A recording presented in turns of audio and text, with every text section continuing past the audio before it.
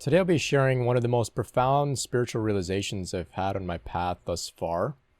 This is a realization that took place over the past couple months or so, leading up to my trip recently to California, where I visited Yosemite and Sequoia national parks.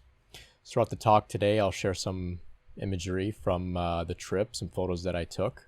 I want to discuss the significance of nature, of Mother Nature, as a spiritual teacher, as a catalyst for transformation that we can use similar to the way that we may use, a sacred text, or maybe the support of a spiritual teacher or a guru, maybe the support of plant medicine. We can also spend time in nature, communing with nature, and use that as an incredible tool for spiritual transformation. Perhaps the most powerful tool that we have available to us.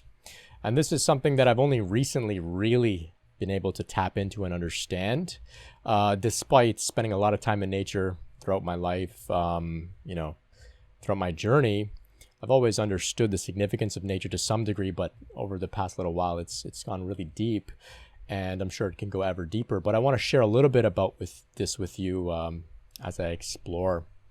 So before we get into that, you can check out the description, a bunch of free stuff there. Got a course out called Grounded Spiritual Emergence and Integration, all about embodying your spiritual awakening. So let me go back a little bit.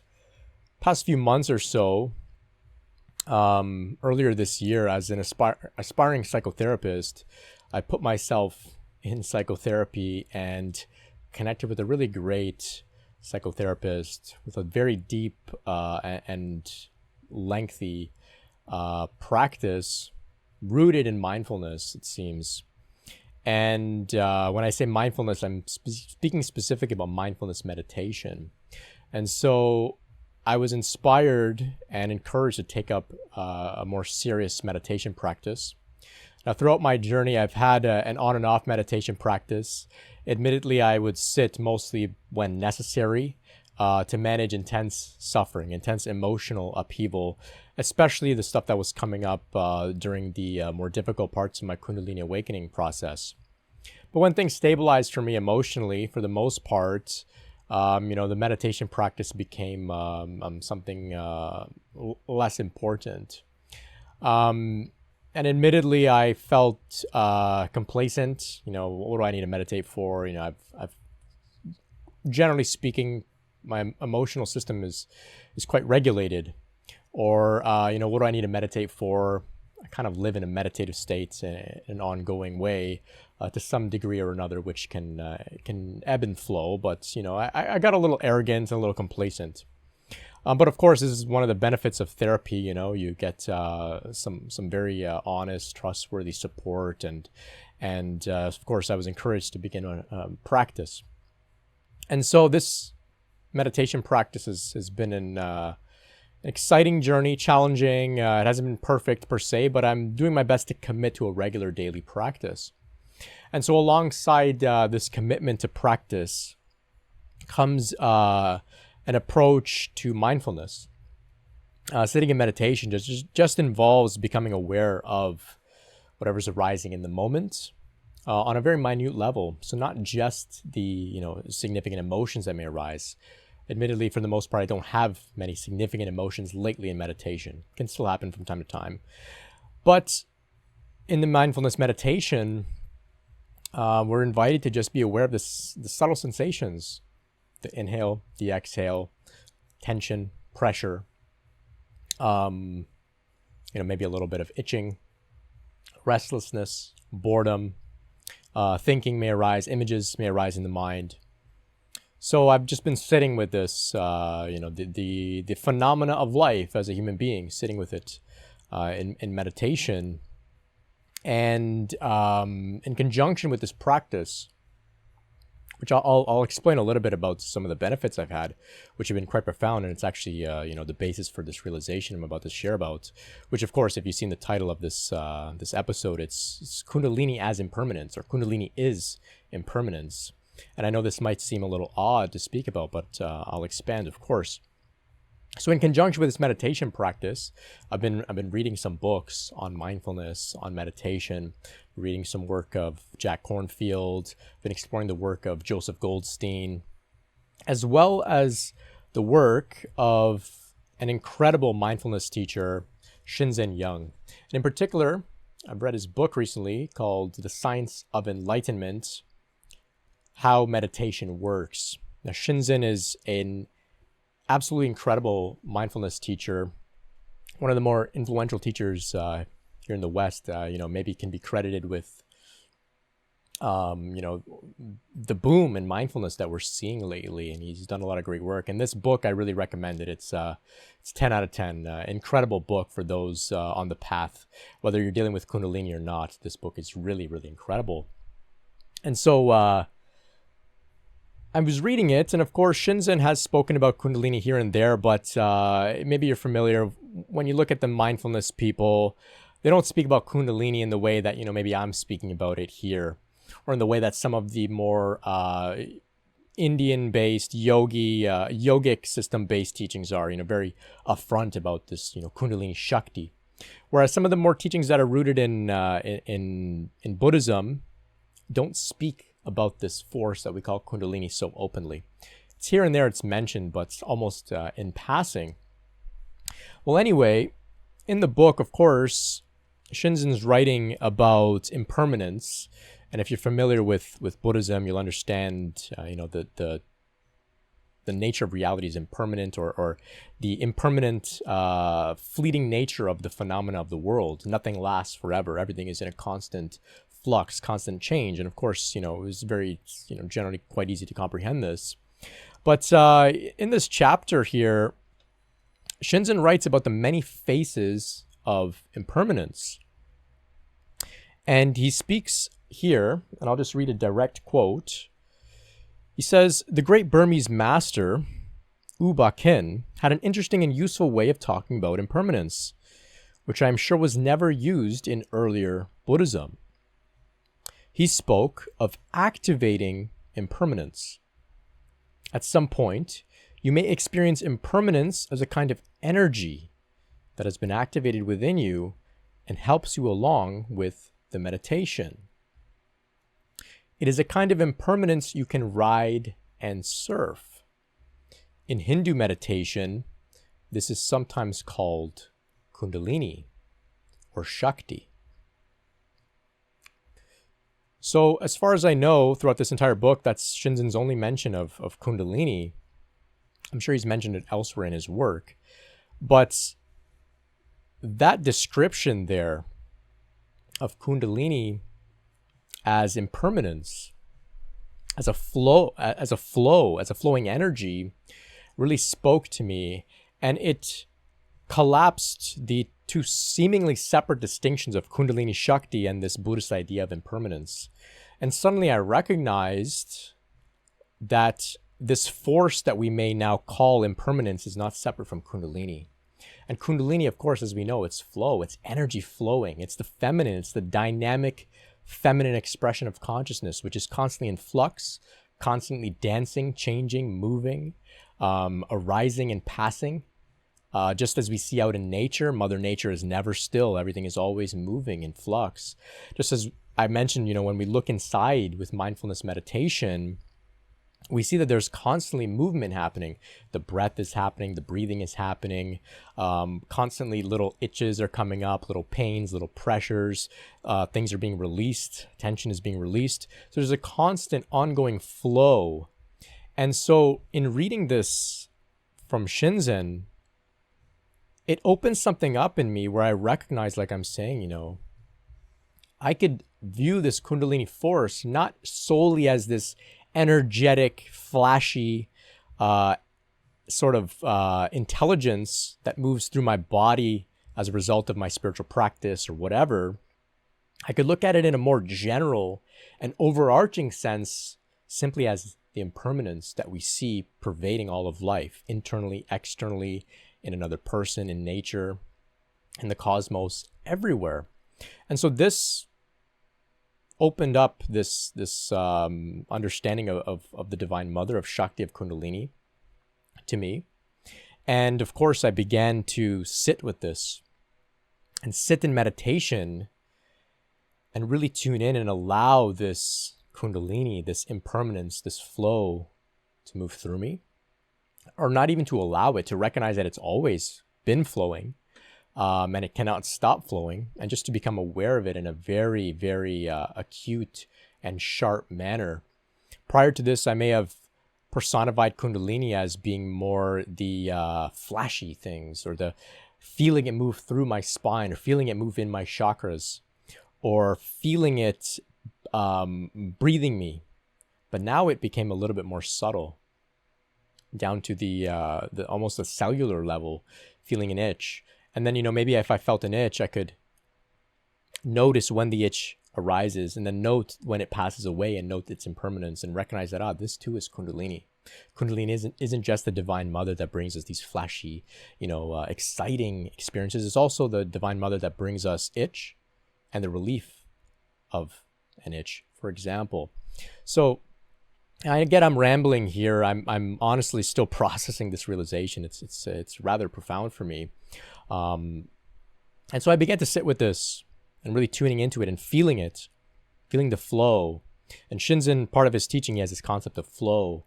We note the contraction and expansion, and the flow between these two extremes. And we can tap into this. And so I first noticed this after a meditation session.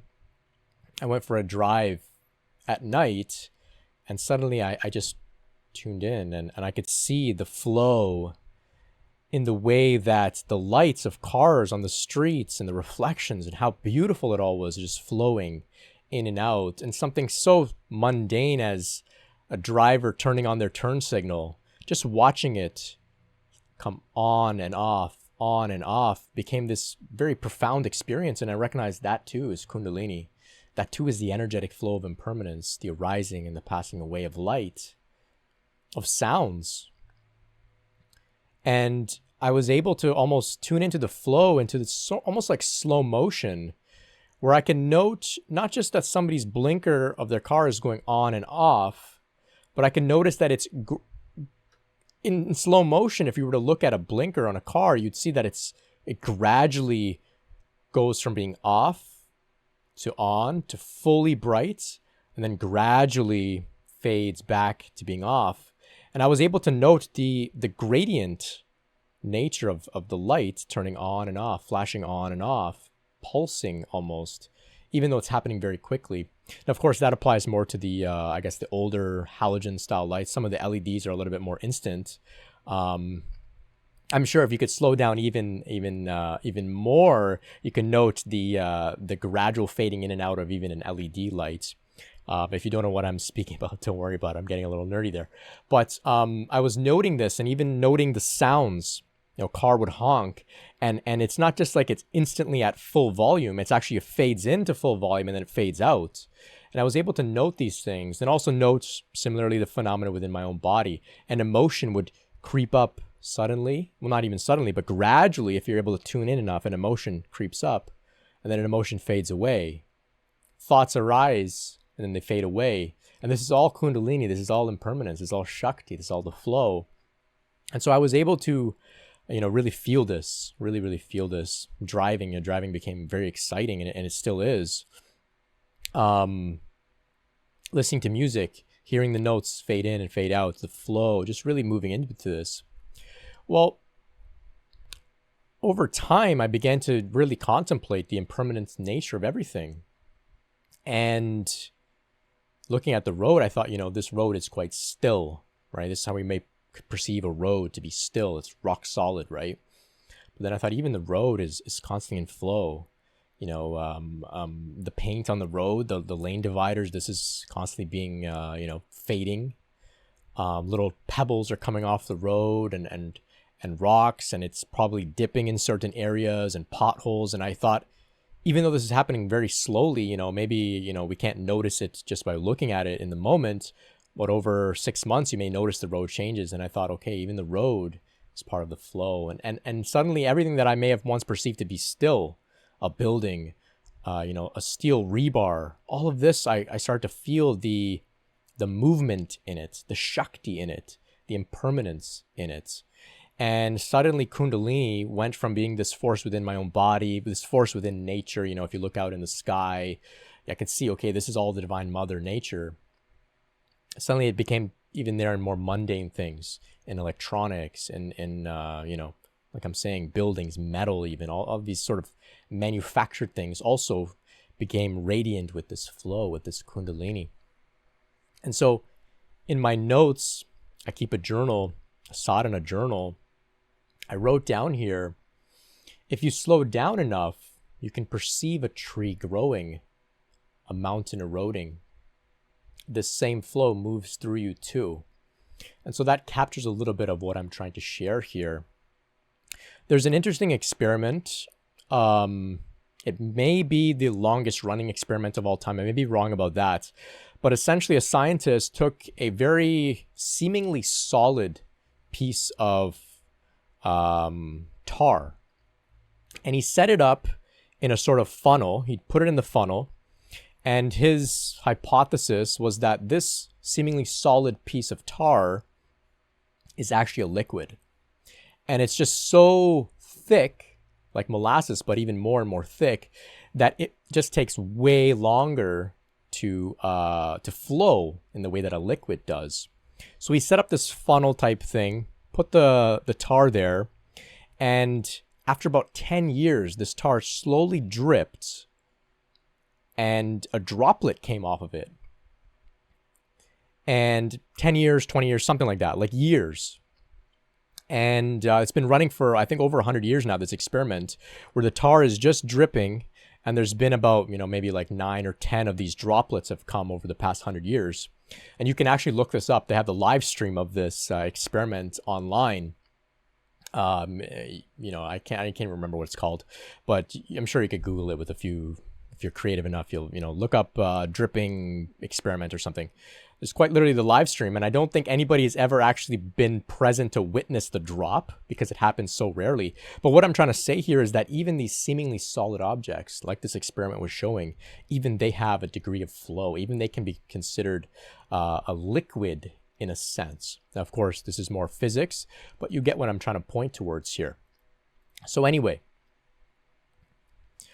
I'm having this sort of major theme unfolding in my practice. I'm continuing to sit to meditate with this as often as I can. My meditation practice hasn't been perfectly consistent. I'm working on that, but now I'm very excited about it. So I'm getting more momentum to sit regularly and just explore these very subtle experiences. So that's what I've been exploring. And then so leading up to this, I've been planning towards a trip to Yosemite and Sequoia in California.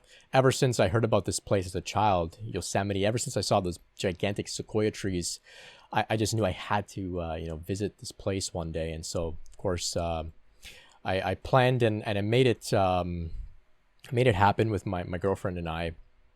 We rented a camper van, big camper van, and we drove from Las Vegas into Yosemite. And so this trip was very exciting, but I was very sleep deprived. I was very excited. Couldn't really get some good sleep.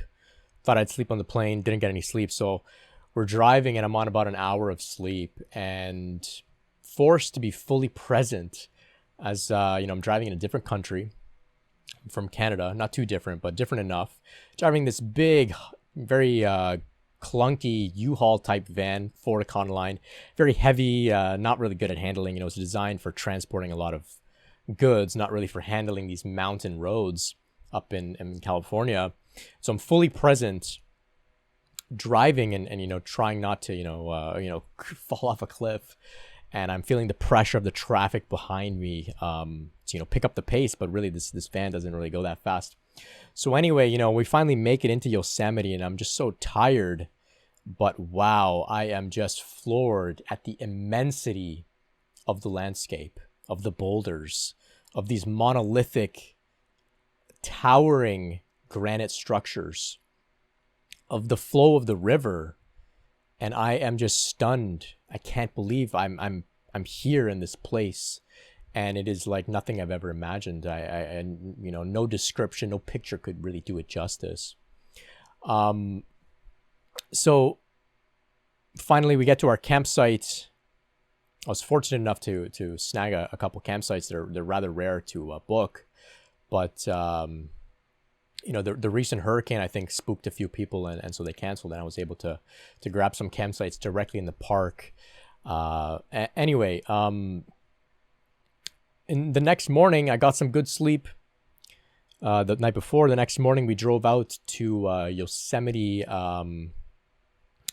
Valley, and we went to a lookout called Tunnel View. It's one of the most epic views of Yosemite, and so we're there for sunrise. I set up my camera, taking some pictures of the sunrise in its different stages, and they have a plaque there, with some information. And I see this quote. It's a quote by John Muir, and he says, "This grand show is eternal. It is always sunrise somewhere. The dew is never all dried at once. A shower is forever falling. Vapor is ever rising. Eternal sunrise, eternal sunset, eternal dawn and gloaming, on sea and continents and islands, each in its turn as the round earth rolls." And so I read this and I thought, wow, this is exactly what I've been exploring on my journey thus far at this point, the impermanent, the flow. And when he says here, this grand show is eternal, it is always sunrise somewhere. This, to me, pointed directly towards this idea of it always constantly being in flux, constantly changing and moving. And this is, of course, Kundalini Shakti. And I thought, wow, I'm in the right place, of course. And I look out at Yosemite Valley, and I'm just completely stunned at the immense beauty, that I'm looking at there.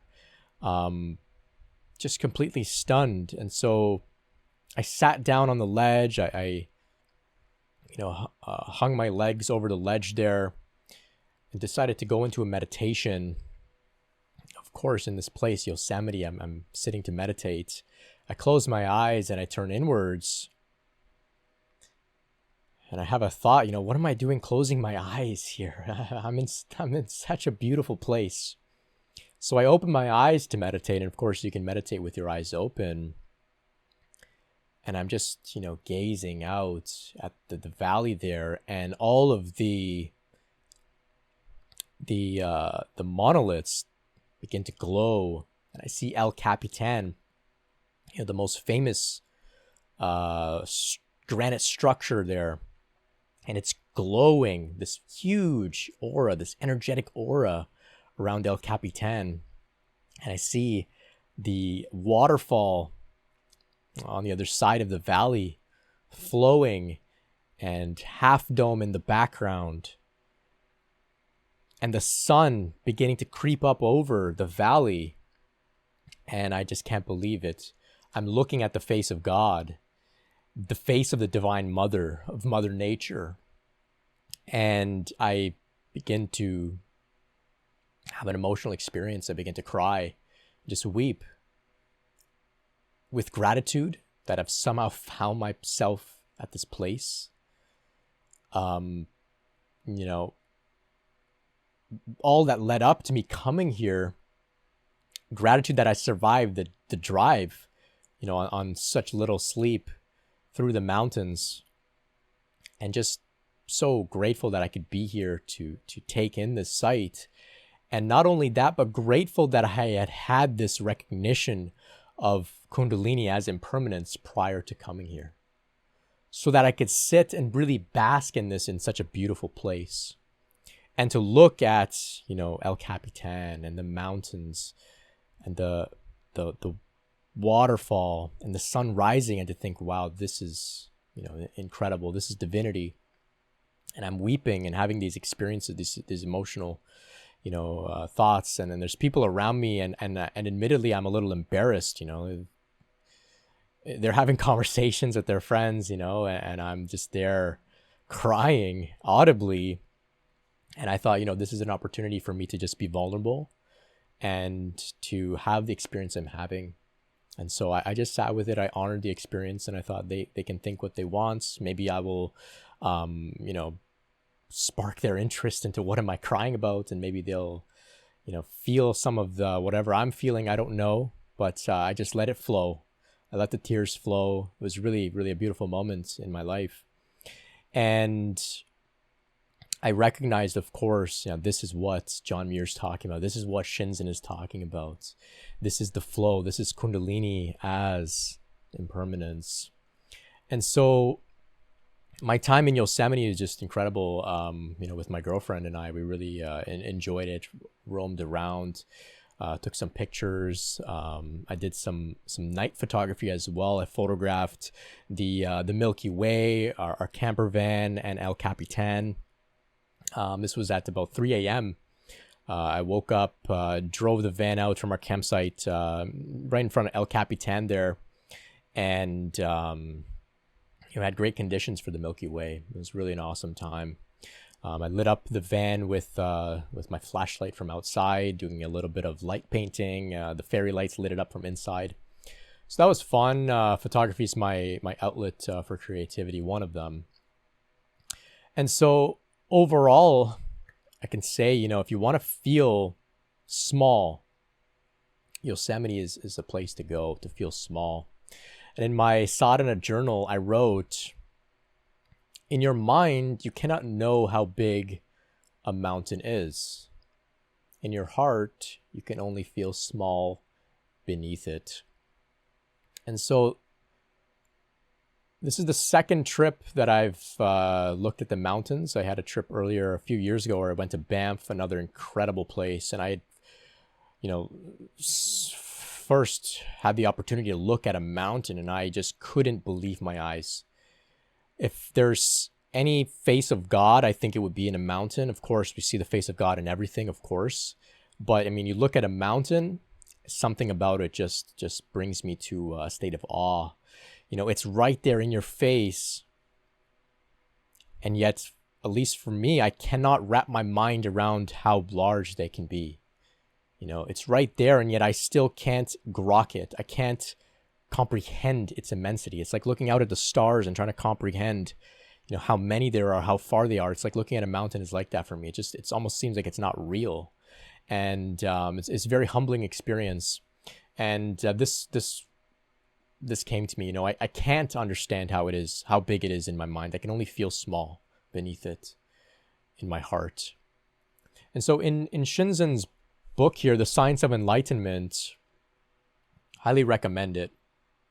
I'm going to try and get Shinzen on the show for an interview in which we can talk about his journey and some of the writings that he's put out, and talk about Kundalini and talk about Kundalini as impermanence. I'd love to get him to dive deeper into this because, of course, I'm just sharing my own reflections on this. Very fresh, only a few months old, these reflections. That's why I'm feeling a little scattered. But I thank you for still spending time with me today. So in The Science of Enlightenment, he speaks about this interesting idea of mountains dancing. And I think there's another idea where they speak about, you can recognize that even a stone statue of the Buddha is dancing. And what they're alluding to, what they're pointing to here is if you're able to tune in with mindfulness, with presence, you can tune into the flow and you can recognize that even a mountain is dancing. Even a stone statue is dancing. It's not still. It's impermanent. It's flowing. The energy of Shakti is flowing through all of these things. And when you look up at a mountain, you may feel that a mountain is still. It's permanent. You have this idea that, the greatest force can move mountains because, of course, nothing can move a mountain. And so they use that as a way of describing someone or a force very powerful. It can move mountains. And so, of course, in spirituality, we have these concepts of stillness, of calmness, of peacefulness, of silence, right? This immovable, unshakable stillness, right? Shiva in Hinduism. pure being, etc. So there's a lot of emphasis on stillness. And for much of my journey, there's been great reverence and feeling that stillness and becoming quiet and calm and present. And a mountain is a great example of that. But suddenly I recognize that a mountain isn't still at all. A mountain is constantly flowing. It's just like a river, constantly eroding. Maybe there's trees growing on it. There's snow melting. There's just constant flux there in a mountain, and it is absolutely dancing. Even a statue of the Buddha, in time it will crumble. And it is crumbling. If you look at it, even in this moment, a stone statue is crumbling. It's very slowly, just like that experiment of the tar dripping very slowly. And so with this insight, I was able to recognize that, like some of the Buddhists, the Zen folk will talk about, yes, even the stone statue of the Buddha is dancing. Even the mountain is dancing. And so this is an invitation. If you're one who has been inclined towards stillness, as I have been, nothing wrong with stillness. It's very important.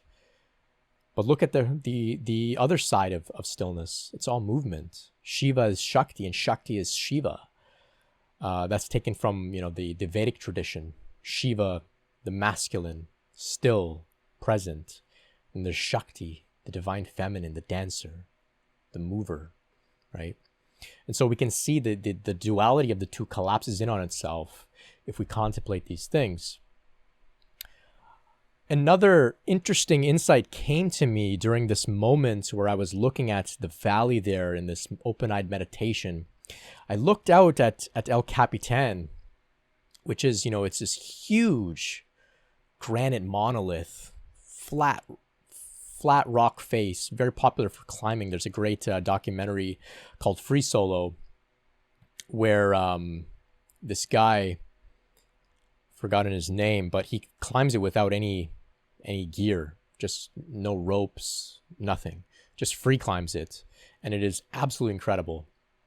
Definitely check out that documentary if you're interested in contemplating, the immensity of Yosemite and you want to see some really incredible feats of athleticism.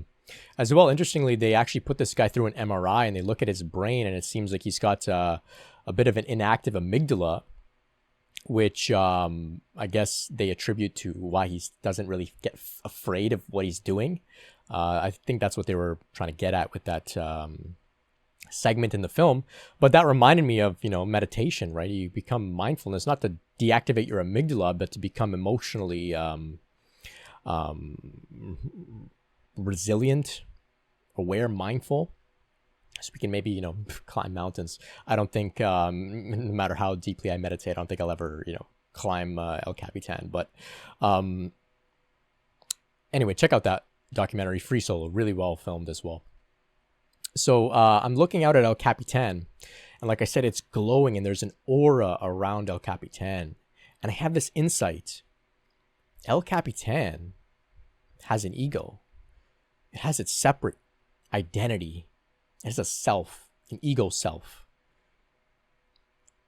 How offensive would it be for me to look out at this protruding monolith and say, oh, that's one with everything. It's all one with everything. There's no such thing as El Capitan, the mountain, the monolith. It's all just Mother Nature, one with everything. It's all one thing. How offensive would it be to El Capitan, looking at that? You can only look at something so huge and recognize its individuality, its uniqueness, its separateness amongst the entire landscape. So within spirituality, we have this emphasis, of course, on oneness. We are all one. Everything is one, non-duality. All there is the one universe, one source, one self. We're all interconnected. And yes, of course, it's true. It's true. From the fundamental absolute level, it's absolutely true. Everything is one. Everything is interconnected. El Capitan is one with the landscape, of course. But like I'm saying, it felt like blasphemy in the experience I was having to look at El Capitan and reduce it to just being a one landscape. And then I felt this applies to myself as well, as Brent. There are some teachings from non-duality, Neo-Advaita, Buddhism that speak of no self, right? Not separate. There's no individual ego here. It's not actually a real thing. It's empty. It's empty of something that we can really refer to as tangible. And to say, yes, this is me, right? A core, a separate sense of self that's at my core. But then I thought, wow, just like El Capitan, I'm also an individual here, and I need to honor my individuality and embody that as Brent, the human being that appears to be separate in the world. And then I looked around at others and I said, of course, they're all separate people here.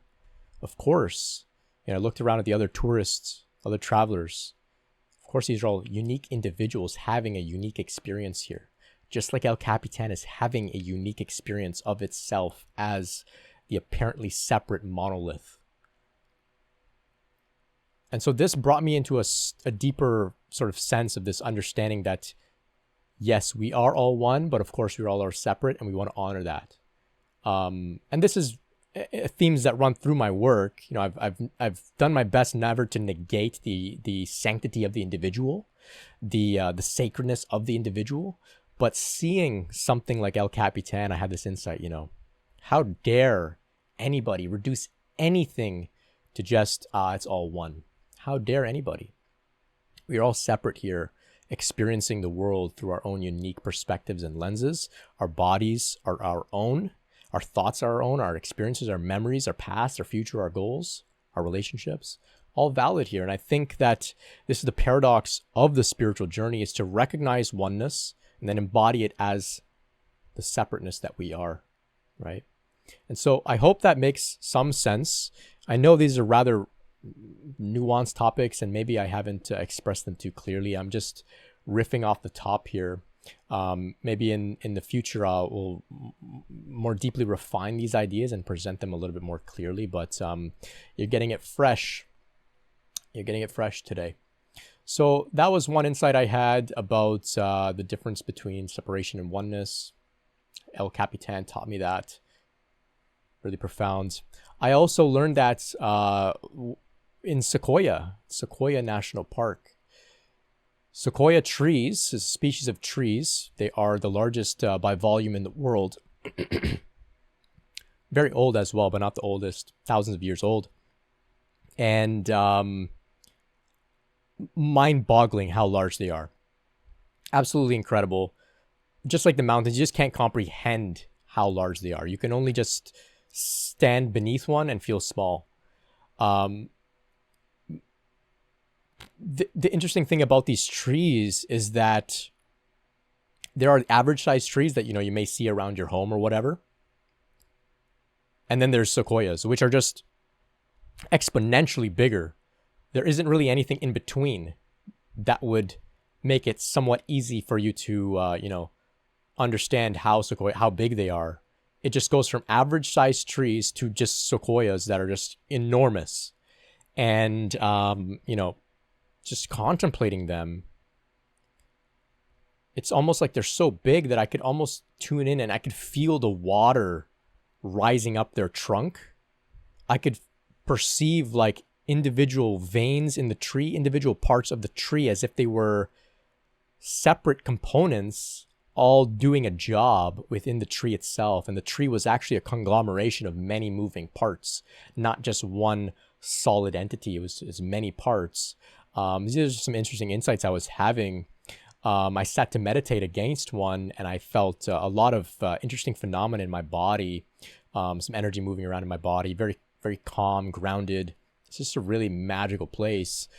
Sequoia National Park. They also have sequoias in Yosemite as well. So really just profound experiences I was having here. And once again, I looked at these gigantic sequoia trees and I thought, yeah, everything is one. It's all interconnected. But of course, we have to honor the apparent uniqueness, individuality, and separateness of some of these trees, because they're just so enormous and imposing and wise. You know, I was contemplating some of the things that these trees must have seen. Some of them are, I think, you know, older than over 3,000 years old. You know, and just contemplating the seasons and the amount of flow, the amount of Kundalini, the amount of impermanence that these trees have experienced is just incomprehensible.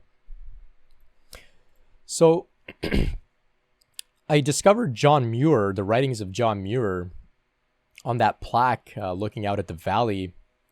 And I began to, you know, look into, you know, who is this guy? I've never heard of this John Muir guy. It's actually really interesting. I would call him a mystic, but he spent a lot of time in nature, of course. And he's actually credited with pushing for the development of national parks in the United States for conservancy and not, you know, obviously not chopping down these trees and whatnot. And so big thanks to John Muir for his work. But the writing specifically, his writing is really incredible on nature. If you're looking for spiritual writings on nature, written by somebody who I would say is, you know, tapped into some mystical experiences, definitely check out the writings of John Muir. I've still got to explore them more deeply myself, but I haven't come across any mystical writings that speak about nature in the way that John Muir does. And I've read quite a bit, but you know, something about the way he writes is just really incredible. And very relatable, because we can all go out in nature. You know, we don't have to necessarily go to Yosemite or Sequoia or somewhere else like that, you know, these great places. And this was actually part of John Muir's message, where you can see the beauty, the same grand show that we may see at Yosemite. You can see it also just looking at a leaf, just contemplating a bush, contemplating a flower. It's all there. Now, I'm not crying because I'm emotional. I'm choking up because I need to drink some water. And so John Muir's writings really close the gap between these really profound places like Yosemite and the more easily accessible places that we all have.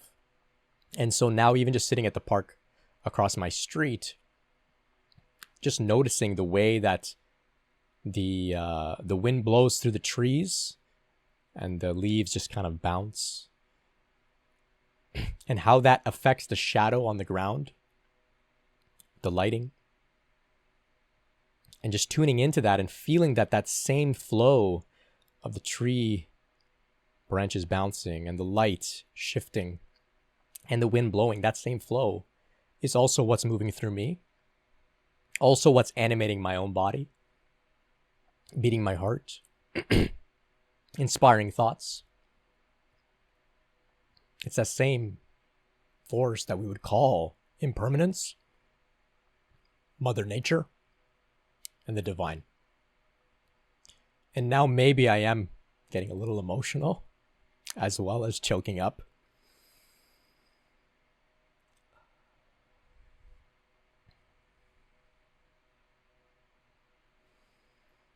But one thing that this recent insight has done for me is helped me to let go a little bit more of this obvious attachment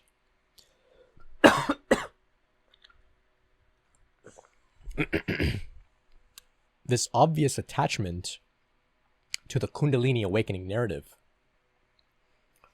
And now I'm beginning to understand more and more about why some traditions, like Buddhism, don't explicitly talk about Kundalini in the way that some of the yogis may, or in the way that I'm speaking about it, is because limiting it just to this force within the body that, you know, rises up through the spinal column and purifies and activates the chakras and this sort of thing, that's too limiting. It's too much of a category, too much of a box. I think this idea of seeing it as impermanence, seeing it as the flow, Kundalini Shakti is a more profound way of looking at it. And this may serve to further develop a sense of maturity on your path, where the distinction between Kundalini process and just life happening, that distinction begins to fall away. And we recognize that it's all just life happening. It's not Kundalini awakening anymore. It's just life happening. And so everything now is enveloped in this process. The blinking of a car signal, sun rising, another person speaking, another person complaining, giving you a hard time, sickness, death, all of this is all impermanence, all flow, all Kundalini Shakti. So I thank you for spending some time with me today, hearing my musings and contemplations. Let me know what you think about all of this. You can leave a comment below if you have a question about this. I appreciate you out there listening to me. I know that this was a little off the cuff and unrefined, but I hope that you get something out of our talk today. You can visit brentspirit.com for more free content just like this. Got the whole Kundalini Awakening series, over 60 parts now. A bunch of interviews with some really exciting people that have been traveling this journey for a long time. As well, I've got some free programs on my website, brentspirit.com, as well as a premium course, Grounded Spiritual Emergence and Integration. I'm also working on putting together a more in-depth course about the Kundalini Awakening process. And some of the ideas that I've shared today will definitely inform the way that I put it together and present the material. You can also sign up for my free newsletter. It's called the Spirit Letter.